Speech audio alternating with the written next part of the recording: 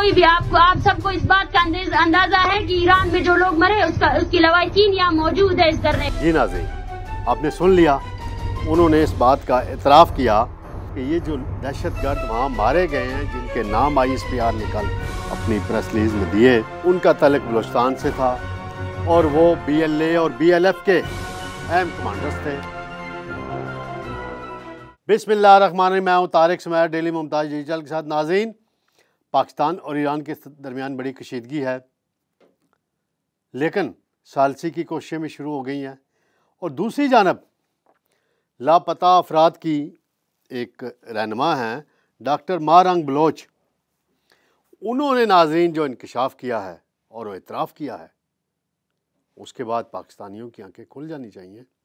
हम तो ये समझते थे कि इनका काज जो है उसमें कुछ वज़न है, लेकिन अब उन्होंने ख़ुद एतराफ़ किया कि जो पाकिस्तानी फ़ौज की कार्रवाई से ईरान में दहशतगर्द मारे गए हैं, उनके लवाहिकीन एहतजाजी कैंप में बैठे हुए हैं। मैं इसकी तफसील बताऊंगा। फिर दूसरा मामला है कि बिल आखिर इरफान सिद्दीकी साहब तारीख़ लेने में कामयाब हो गए हैं नवाज शरीफ से। 27 जनवरी को नून लीग के मंशूर का ऐलान होगा। क्या बातें आ रही हैं सुनने में, जो मुझे कुछ पता चली हैं अपने सोर्सेज से, मैं वो बताऊंगा। फिर इमरान खान साहब ने एक बहुत बड़ा दावा कर दिया है और इमरान खान साहब ने साथ ये कह दिया कि मैं उसकी मीठी बातों में आ गया था। वो मैं बताऊंगा वो कौन सा उनका मौसम था जिसकी बातों में आके इमरान खान आज जेलों में हैं। नाज़रीन, सबसे पहले मैं आऊँगा पाकिस्तान और ईरान के मामले में।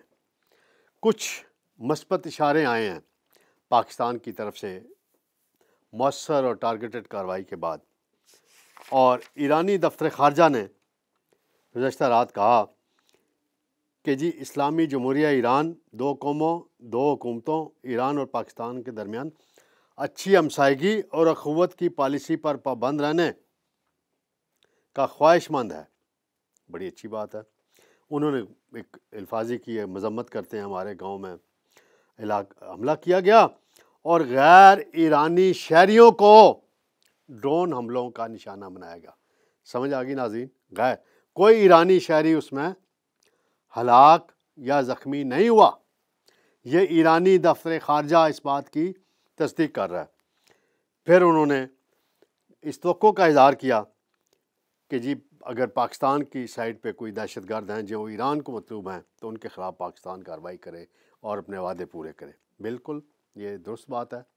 2013 के माहदे का कल मैंने ज़िक्र किया है, तो माहदे की पाबंदी ईरान पर भी लाजम है उतनी ही जितनी हम पे हमें वो याद करा रहे हैं।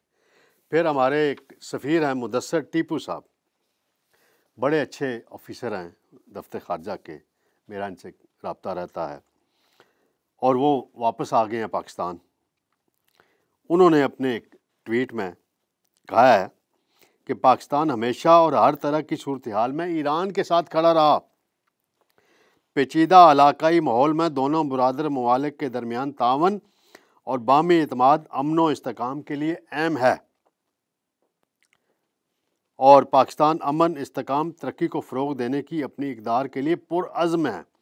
यानी दोनों तरफ से ये इशारे आ गए कि जो होना था हो गया। ईरान ने कार्रवाई कर दी, पाकिस्तान ने जवाब दे दिया, और उसमें ईरान ने तस्लीम भी कर लिया कि जो दहशतगर्द पाकिस्तान को मतलूब थे BLA BLF के, उनको निशाना बनाया पाकिस्तान ने, और पाकिस्तान के उन जवानों को दाद देनी पड़ेगी जिन्होंने सिर्फ उस टारगेट को अचीव किया, कहीं इधर उधर नहीं कोई नुकसान हुआ।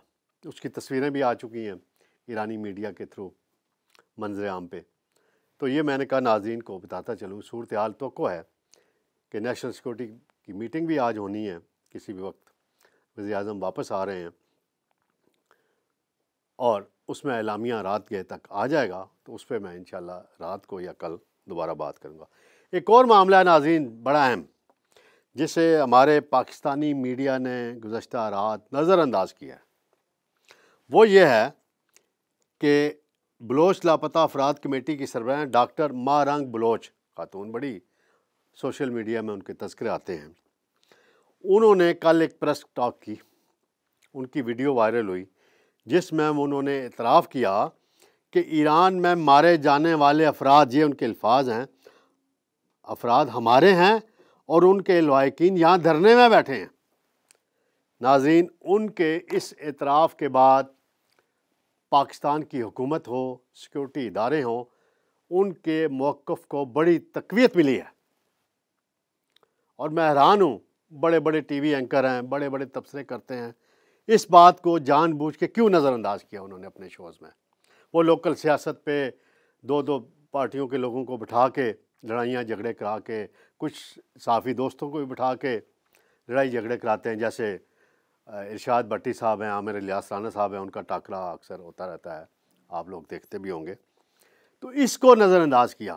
تو ناظرین، آپ پہلے سنیے کہ ڈاکٹر مارنگ بلوچ نے کیا کہا، یہ دیکھیے آپ۔ کوئی بھی آپ سب کو اس بات کا اندازہ ہے کہ ایران میں جو لوگ مرے اس کی لواحقین یہاں موجود ہے اس دھرنے۔ جی ناظرین، آپ نے سن لیا، انہوں نے اس بات کا اعتراف کیا کہ جناب یہ ہوا ہے کہ یہ جو دہشت گرد وہاں مارے گئے ہیں، جن کے نام ISPR نے کل اپنی پریس ریلیز میں دیے، ان کا تعلق بلوچستان سے تھا، اور وہ BLA اور BLF کے اہم کمانڈرز تھے۔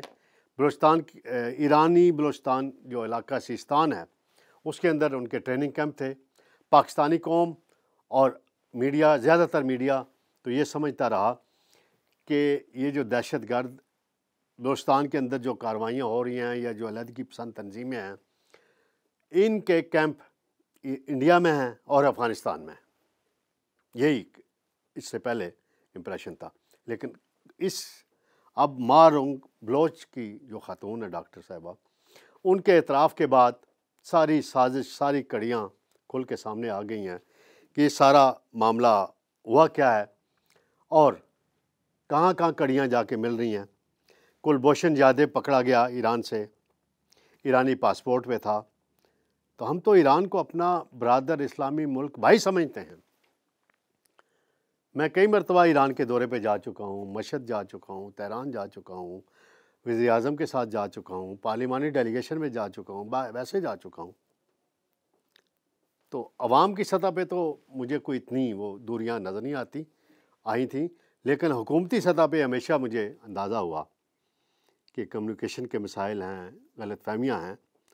تو اب یہ جو مارنگ بلوچ کے اعتراف کے بعد میں سمجھتا ہوں کہ ہمیں ایران کے ساتھ مزید یہ معاملہ اٹھانا چاہیے، جو مزید وہاں کیمپ ہیں، مزید جو لوگ وہاں چھپ کے آ کے کارروائیاں کرتے ہیں بلوچستان کے اندر، وہاں ان کو ٹریننگ دی جاتی ہے۔ انڈیا، ہو سکتا ہے کوئی کلبھوشن یادیو کے اور ساتھی وہاں ایران میں بیٹھے ہوئے ہوں، وہ ان کو وہاں ٹریننگ دے رہے ہوں، اسپانسرشپ ہو رہی ہو۔ ایران کی حکومت کو شاید پتہ ہو یا نہ پتہ ہو، لیکن ان کی اداروں کو لازمی پتہ ہوگا کہ یہ کار ہو رہا ہے کچھ۔ تو اس کے لیے دونوں ملکوں کو مل کے آگے بڑھنے کی ضرورت ہے۔ ناظرین، دوسرا معاملہ ہے، بالآخر مسلم لیگ نون کا منشور تیار ہو گیا ہے۔ منشور کمیٹی کے چیئرمین ہیں سینیٹر پروفیسر عرفان صدیقی صاحب، ہمارے بزرگ ہیں، بہت اچھے کالم نویس ہیں، پروفیسر ہیں، استاد ہیں، بڑے بڑوں کے استاد ہیں، بڑے بڑے جرنیلوں کے، بڑے بڑے بیوروکریٹس کے، راولپنڈی، اسلام آباد میں ان کا بڑا نام ہے، اور کالم لکھنے میں بڑی مہارت ہے ان کو۔ ابھی پچھلے دنوں ان کا بڑا میچ پڑا ہوا تھا سہیل وڑائچ کے ساتھ، اور اوپر نیچے انہوں نے کالم بھی لکھے ایک دوسرے کے نقطہ نظر کے خلاف۔ بہرحال اب منشور تیار ہو گیا ہے، 27 جنوری کی تاریخ دے دی گئی ہے۔ بالآخر نواز شریف نے عرفان صدیقی صاحب کو ٹائم دے دیا ہے۔ میرے حساب سے یہ بڑی تاخیر کر دی گئی ہے۔ منشور کم از کم 2 ہفتے پہلے آ جانا چاہیے تھا، تاکہ پورے قوم کو اور نون لیگ کے ووٹرز کو یہ پتہ چلتا کہ معیشت کے لیے کیا کرنا ہے، بے روزگاری کے لیے آپ نے کیا کرنا ہے، مہنگائی کیسے ختم کرنی ہے، سیکورٹی کے مسائل، دہشت گردی کے مسائل کیسے حل کرنے ہیں، خارجہ پالیسی میں جو معاملات ہیں ان کو کیسے کرنا ہے، IMF سے کیسے جان چھڑانی ہے، تو آ جانا چاہیے تھا۔ اب 27 جنوری اور 8 فروری میں 12-14 دن کا گیپ رہ جائے گا، تو بڑی تاخیر کر دی گئی ہے۔ لیکن شکر ہے کہ عرفان صدیقی صاحب کی یہ منشور کمیٹی کی رپورٹ، ان کے ایک بل تھا اسلام آباد میں کرایہ داری سے متعلق، جو کبھی سینٹ سے لاپتہ ہوا، نیشنل اسمبلی سے لاپتہ ہوا، یہ منشور کمیٹی کی رپورٹ لاپتہ نہیں ہوئی۔ سب سے آخر میں آؤں گا ناظرین، تحریک انصاف کے بانی چیئرمین عمران خان صاحب نے آج عدالت میں صحافیوں سے غیر رسمی بات چیت کی ہے، ڈیالہ جیل کے اندر۔ وہاں توشہ خانہ کیس کی سماعت ہو رہی تھی، اس میں انہوں نے 2-3 اہم باتیں کی ہیں، میں ان کو الیبوریٹ کروں گا۔ وہ دعویٰ کرتے ہیں کہ 8 فروری کے الیکشن میں 90% فوجی PTI کے امیدواروں کو ووٹ دیں گے، اور ان کا کہنا ہے، دعویٰ ہے عمران خان صاحب کا آگے، کہ جنرل ریٹائرڈ باجوہ نے خود ان سے کہا تھا کہ ساری فوج تمہارے ساتھ ہے، اور باجوہ کے فیصلوں نے پاکستان کا بیڑا غرق کیا، لیکن فوج کا اس میں کوئی قصور نہیں ہے۔ بالکل صحیح بات ہے جی، آپ کی رائے ہے خان صاحب۔ پھر آگے چل کے انہوں نے ایک اور فقرہ بولا کہ جنرل باجوہ کی میٹھی باتوں میں آ گیا تھا، اس لیے میں نے اسے ایکسٹینشن دی، اور میری سب سے بڑی غلطی تھی۔ پھر آگے چل کے انہوں نے کہا کہ ہاں، میں نے ایوان صدر میں باجوہ سے 2 ملاقاتیں کی تھیں، اور بڑی کھل کے بات ہوئی تھی۔ پھر انہوں نے کہا کہ الیکشنز جب PDM حکومت سے مذاکرات ہو رہے تھے PTI کے، تو PDM کے جو رہنما تھے، نون لیگ کے رہنما تھے، انہوں نے ہمارے PTI کے رہنماؤں سے کہا تھا کہ سابق چیف جسٹس بندیال کے ہوتے ہوئے الیکشن نہیں کرائے جا سکتے۔ یہ عمران خان صاحب کا موقف ہے، میں بتاتا چلوں۔ تو خان صاحب، میرے آپ سے 2-3 سوال ہیں۔